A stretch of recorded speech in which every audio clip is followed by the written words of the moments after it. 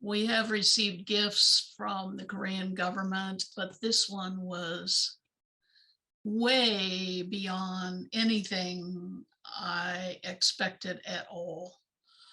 It was very emotional because it triggered so many memories of so many people, and missing Korea. The COVID box was amazing.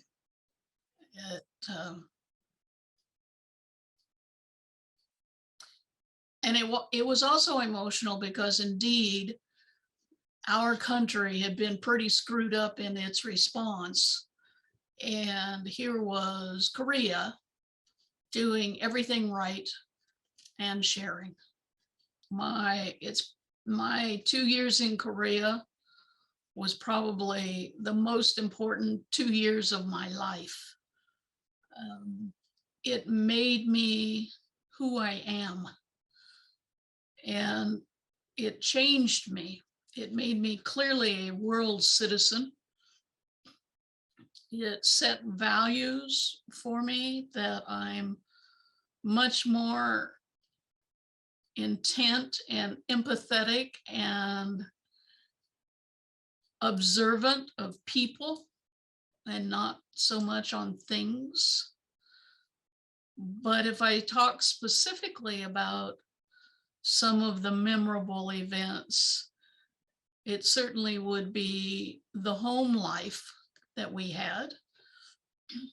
I went to Korea with my husband, and we both were teachers. First, we lived with a young couple who had no children, but after about 4 or 5 months, it was clear that we needed to move to a different family.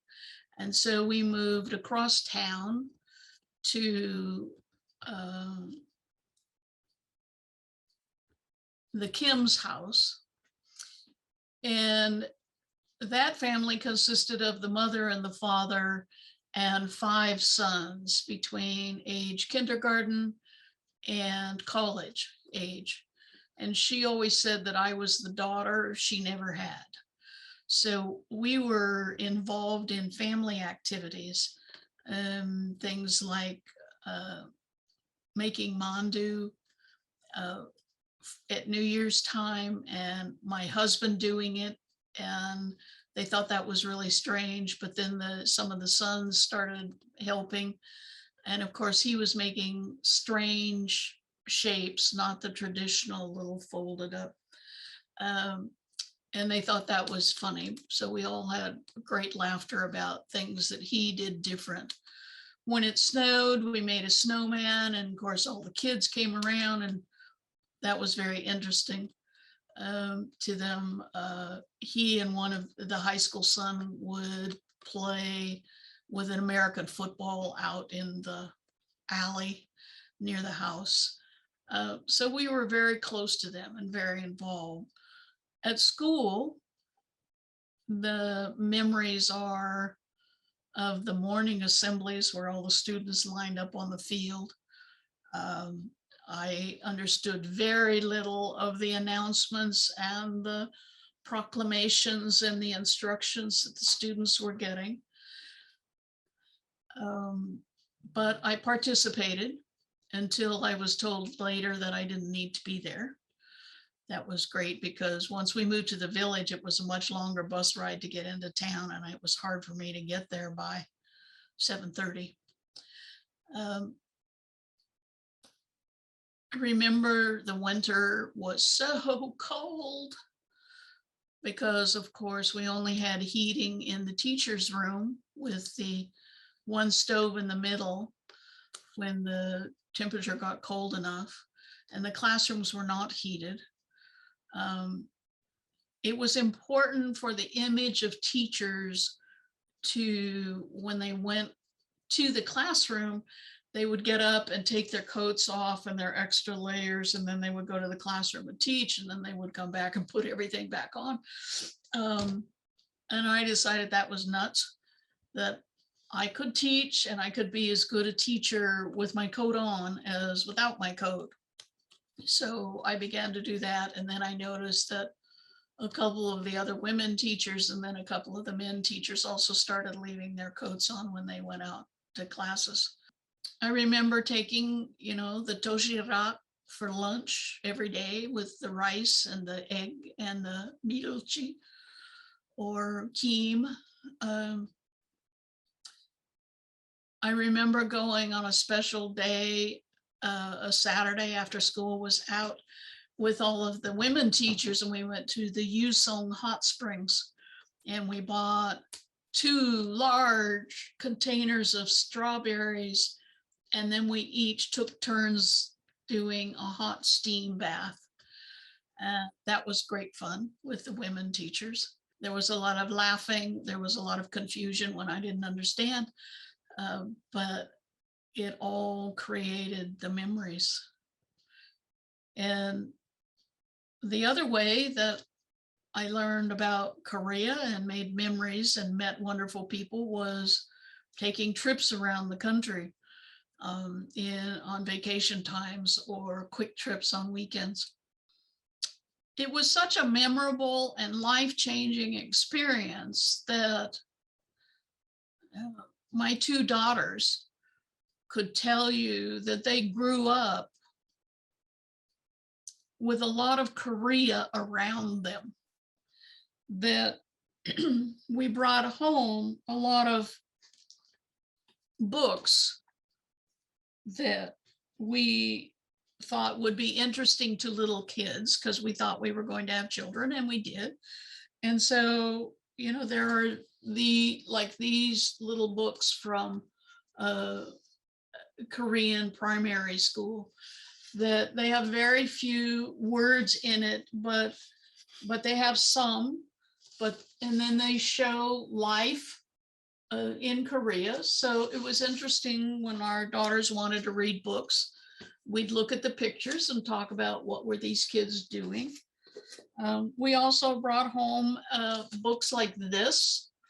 And so we would tell them the English version of the story. And some of the history, and I would visit their school in Hanbok, and often the fun thing was to write the children's names in Hangul. And the kids grew up eating a lot of Korean food. They would take kim in their lunches to school and thought it was wonderful. And of course, then they would teach other kids that it was wonderful. We would find Korean restaurants and we would go there often.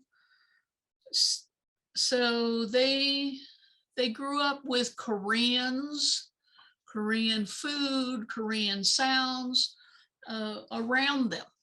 I got the chance and I took my 2 daughters to Korea in 1987.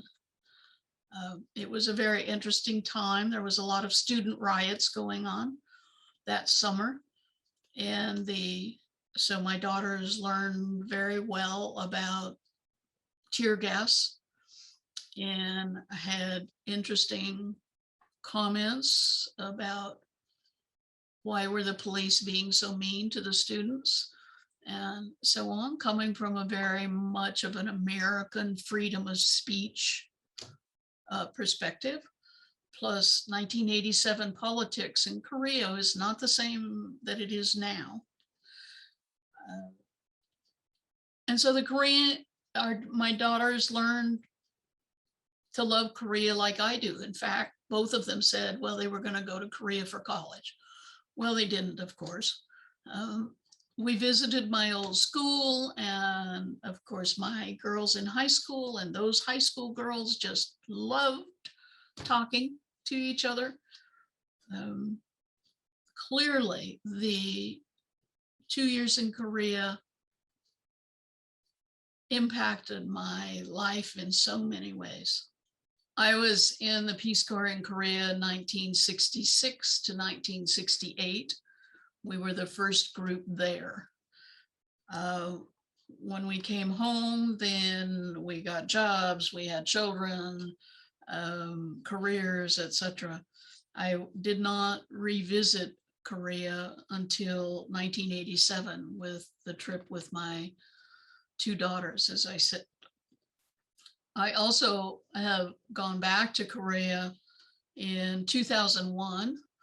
There was a Habitat for Humanity build at about 5, 6 sites maybe in Korea. The site that I worked in was in Paju, very far north, near the DMZ. And so that was interesting. Working with the Americans were also some American GIs and many Korean college students. This was during August break for the college students. And at first, the Korean students were on their little teams, and the Korean GI or the American GIs were kind of on their teams. And then we went to lunch and we sat at the table. It was Korean normal lunch with rice and soup and banchan and fish and so on. And many of the GIs went back to the base to eat, but some GIs stayed and were interested in us helping them learn about the foods and meeting some of the Koreans. And by the end of the 10 days of building these 3 buildings, apartments, the American GIs and the Korean college students were now mixing and working together and exchanging email addresses and so on. And so the 3 of us who had been Peace Corps volunteers in Korea before felt like we'd done Peace Corps again, that we had got these groups to work together and meet each other. I also went back in 2008 on the first Korean government revisit trip for Peace Corps volunteers. And I took a friend with me and we went to Soraksan and we went to Gyeongju and we did a temple stay and so on. And we revisited my school and there were probably 15 of my students there to meet me. And of course, that was 40 years after I had left the school. And so now they were all grown up and married, and even some were grandmothers. And a very special indeed revisit time. And the Korean government again did the beyond effort to make that happen. And all of the programs they put together and making us know that they were thanking us for our service. When we come back to the US, we have a responsibility to, as they say, bring the world home. Our continuing forever job is to teach Americans about Korea. Well, I think K-pop probably is doing a much better job about making Americans know about Korea. But in the early days when we came back, many Americans didn't know where Korea was. It was hard to find Korean restaurants. You would find Korean food, but it was in a place labeled a Chinese restaurant. So our effort was to teach Americans about Korea. And we did that by a lot of volunteering.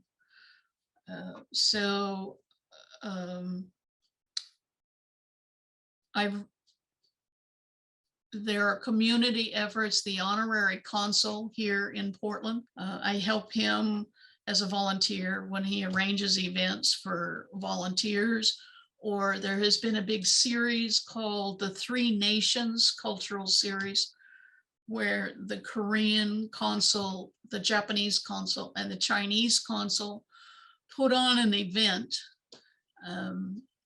once a year, showcasing something about their countries. For example, they had one that was a dance of Korea, Japan, and China. Then the next year they had drums of Korea, Japan, and China. And the next year they had strings of Korea, China, and Japan. And then it was mask dances and so on. So I have helped as a volunteer with those things, trying to bring Korean culture to the expanded American public so they become more aware of it. Of course, now there are Korean food carts and Korean restaurants and Korean fusion restaurants and Korean movies and Korean TV and K-pop. And there are even 3 grade schools in Oregon that teach Korean to middle school students. And then there is an exchange program where Korean students come, and the students who've been studying Korean here then go visit Korea for a week. So it's a very different world than it was 50 years ago about whether people know about Korea or not. But they're all still very curious. Our Peace Corps group, I've arranged reunions in 3 different towns over 3 different years, spread out over about 6 years, every other year. And these days, once COVID started and we couldn't do the in-person reunions, we've started doing Zoom calls with what's called a K1 group, the first group. Zoom calls every 2 weeks. We get together as a kind of a mini reunion. I've provided photos and stories and loaned a lot of my Korean items like faces and tables and dolls and so on to the Oregon Historical Society when they put up a big 2-month-long display exhibit about Peace Corps in general on the 50th anniversary of Peace Corps. Peace Corps started in 1961. And and I was very pleased that they picked the Korean doll that I offered for the cover of their magazine that quarter. So she's on the front and she gets special billing on the back. And I had lots of my items there on display with many items from other places in the world, many African countries and South American countries. But I was very pleased to make sure Korea was represented with all of those things. I've also provided all of my photos and clippings and other documents about Peace Corps time to the Korean Heritage Library that has a special archive of Korea Peace Corps at the University of Southern California in Los Angeles.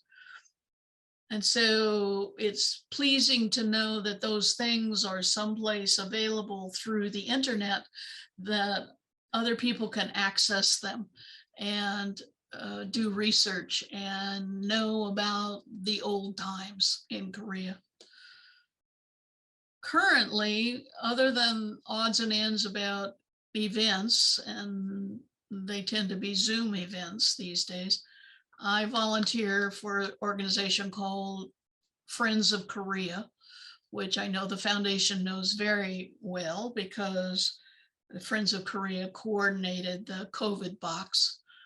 People agreeing to receive the box and provide their addresses and so on. And I'm a volunteer with the Friends of Korea, even though they're way across the US on the other side. I help with their database updates and keeping the contact information for people and go searching for people. So I'm still very involved weekly, not daily, probably, with something Korea, but it's there. You know, I drive around and I notice the Korean characters on a Korean church or Korean language school, or here's a new Korean restaurant. And it just is a part of me.